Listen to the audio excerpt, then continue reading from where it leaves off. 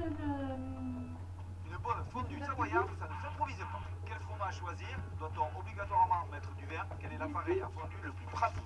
Voici tous les bons conseils pour les fondues de fondue. Savoir comment on prépare une vraie fondue savoyarde, celle qu'aiment tant les enfants, direction le Grand Bornand. Nous avons rendez-vous à 1345 mètres d'altitude, non pas avec la Dame de Haute-Savoie, mais avec Gisèle. Si vous aimez la fondue, ça tombe bien, je vais vous dévoiler tous ces petits secrets. Les secrets de la fondue, Gisèle les tient de sa grand-mère. Et c'est dans ce chalet familial, transformé en restaurant, qu'elle partage désormais ses recettes. Et pour faire une fondue, il faut du pain, du vin et surtout du bon fromage. Choisissez-les bien affinés. Ils ont 18 mois d'affinage, c'est vraiment bien parce qu'ils sont très fruités, qu'ils sont forts en goût et pour une fondue, c'est vraiment l'idéal.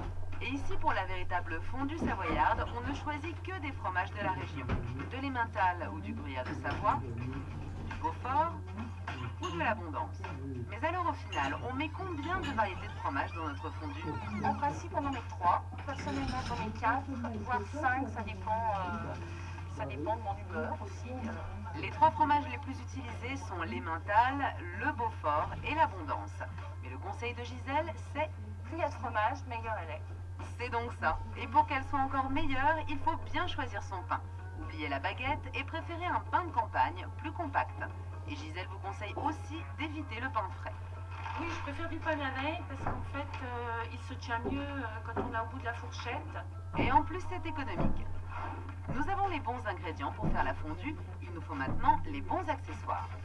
Brieux, vendeur dans un grand magasin, va vous aider à choisir parmi les différents modèles, qu'ils soient classiques ou électriques. Votre fromage va fondre dans un poêlon. Il est toujours préchauffé sur vos plaques de cuisson. Et ensuite, c'est un brûleur qui maintient le poêlon à température. Et pour l'allumer, plus besoin d'alcool à brûler. Il existe maintenant des gels inflammables très pratiques. On allume avec une allumette, tout simplement, et ça dure à peu près 3 quarts d'heure. Leur prix, 6 € le paquet de 3, et il s'adapte à tous les poêlons classiques. Il y a le poêlon en fonte, qui est le plus traditionnel. Vous avez une vitesse de conduction de chaleur qui est d'une très bonne, mais surtout, la fonte a cette propriété de pouvoir conserver la chaleur très très longtemps. Et ce n'est donc pas un hasard si on le retrouve dans tous les restaurants savoyards. L'inconvénient, c'est son poids, mais aussi son prix.